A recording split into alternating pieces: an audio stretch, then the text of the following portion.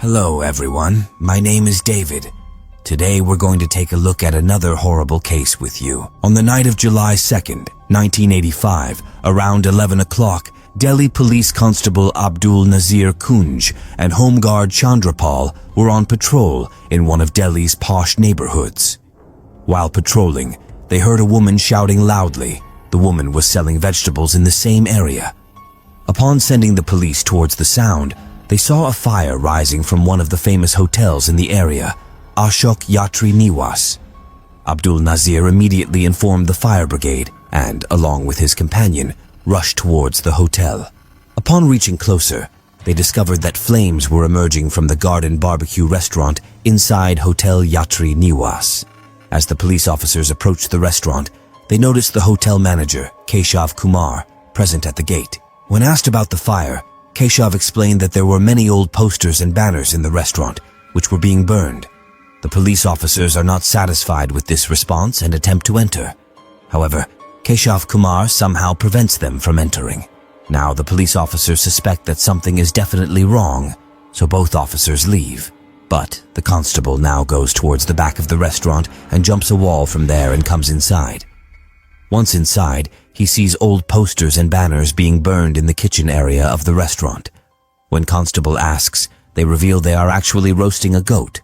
Constable remains skeptical and carefully inspects around the traditional North Indian clay oven. These types of oven called tandoor in India. Suddenly, their attention is drawn to a human hand.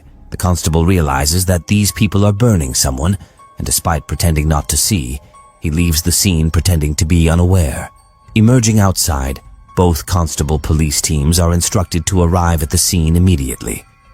Shortly after, police tries to catch both the criminals by raiding. At that time, two individuals were near the tandoor, one of whom somehow manages to escape the police pursuit successfully.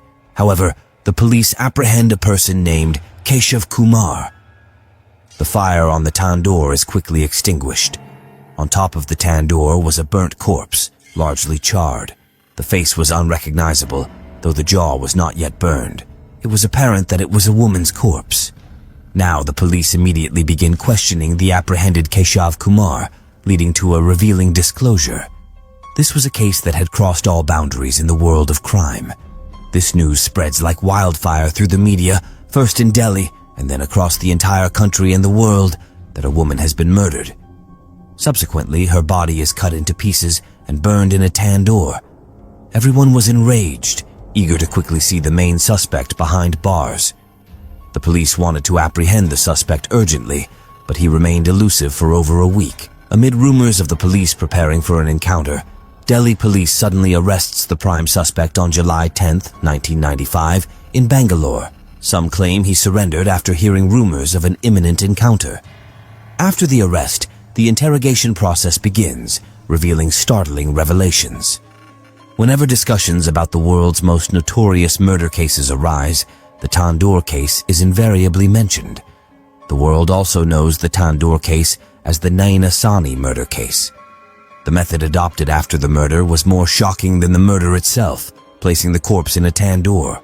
Hearing about it will send shivers down your spine. The reason behind the murder was as bizarre as the crime itself. So what's the whole story? Stay tuned till the end in our video to learn about the tandoor murder or the complete Naina Sani murder case. And if you're a new viewer interested in real crime stories, be sure to subscribe to our channel. The beginning of this story involves Sushil Sharma and his wife Naina Sani. Sushil Sharma was a commerce graduate from Delhi University. Not just an ordinary man, but a prominent name in Delhi's politics. In fact, Sushil Sharma was associated with the political party Congress, and at the time of this incident, he was also the president of Delhi Youth Congress. While Naina also graduated from Delhi University, she also received training as a commercial pilot. In a bygone era, Sushil and Naina Sani both worked for the political party Congress. During this time, a friendship blossomed between Sushil and Naina, and they grew quite close. So close that they began living together. According to reports, after entering into a relationship, Naina Sani distanced herself significantly from politics and attempted to build a career as a commercial pilot. Meanwhile, Sushil Sharma continued to advance in politics. After some time, they started living together as husband and wife in an apartment on the Temple Path. However, according to some media reports, they never officially married. While some claims suggest that Sushil and Naina secretly tied the knot, it was never brought to light publicly. According to these claims, Naina always insisted on making the marriage public, whereas Sushil consistently tried to keep it hidden.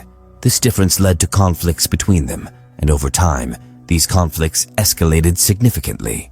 The impact of this conflict is that Naina Sani's interest in Sushil begins to fade, and Naina starts getting closer to her old classmates and a former Congress activist named Matlub Karim.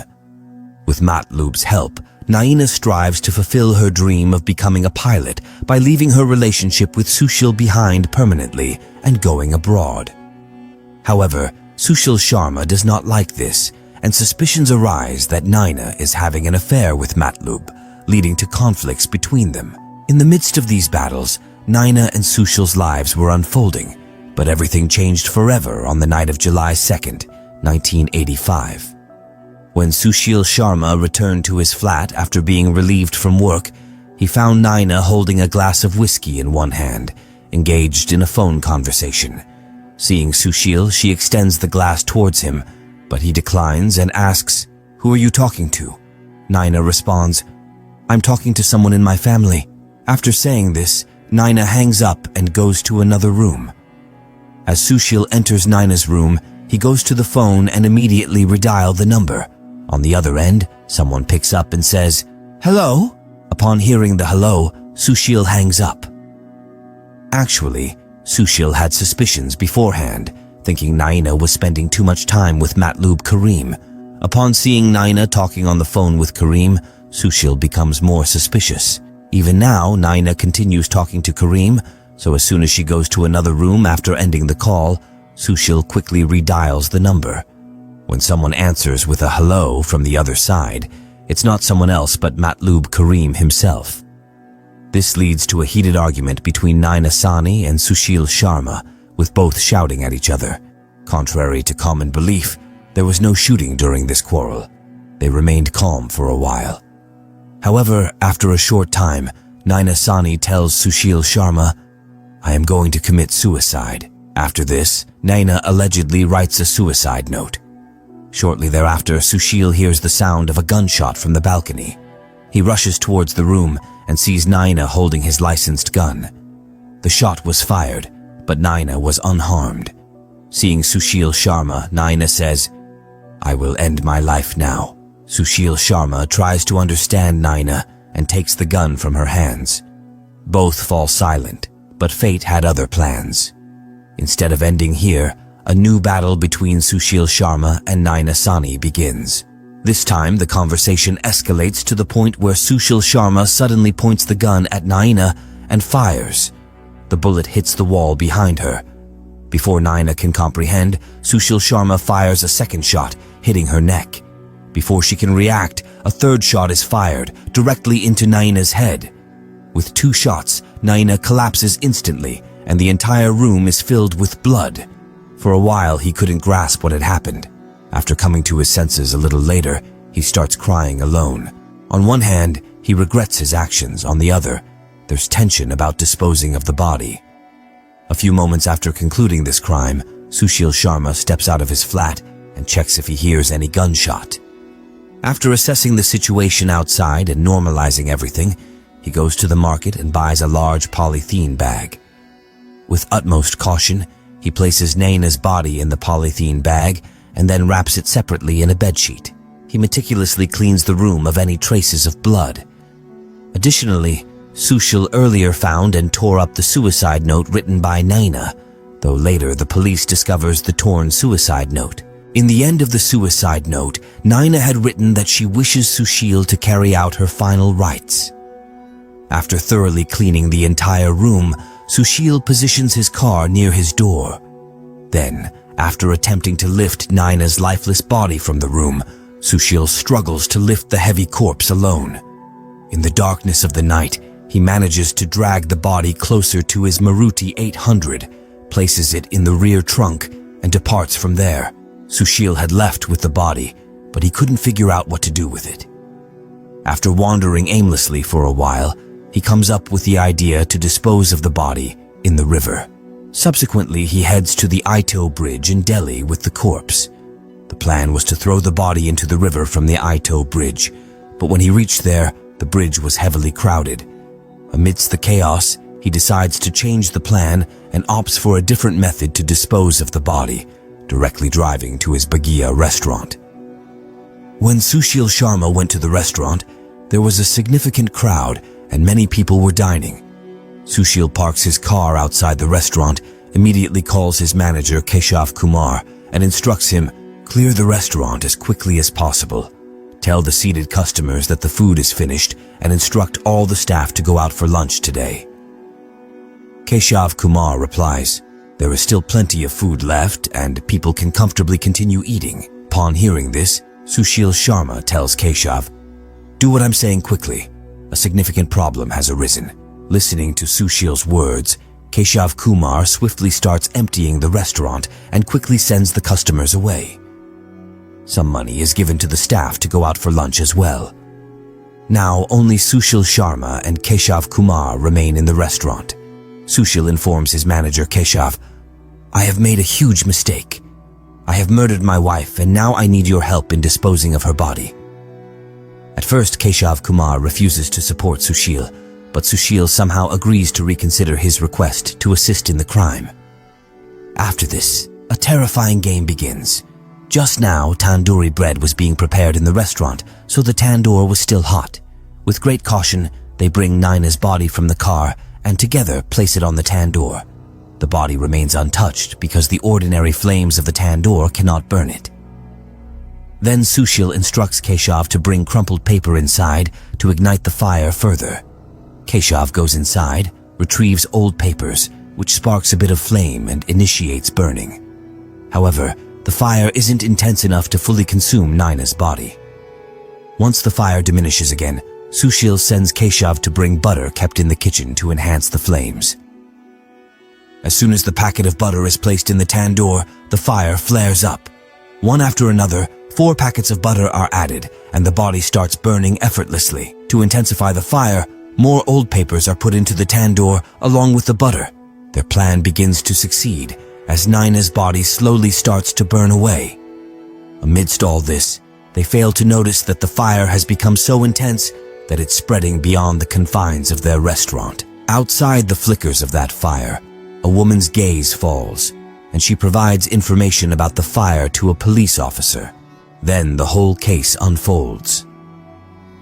According to Sushil Sharma's statement, as soon as the police arrive at the restaurant, he leaves and goes to his IAS friend in Gujarat Bhavan in Delhi. Without revealing anything to this friend, he stays there overnight and then departs for Jaipur the next day. From Jaipur, he escapes to Mumbai, goes to Tirupati Balaji temple where he shaves his head. From here, he now goes to Chennai. Police catch wind of Sushil being in Chennai from somewhere. A police team immediately reaches Chennai, but before they can reach, Sushil Sharma escapes to Bangalore. The police follow him to Bangalore, and finally, on July 10, 1995, Sushil Sharma is arrested.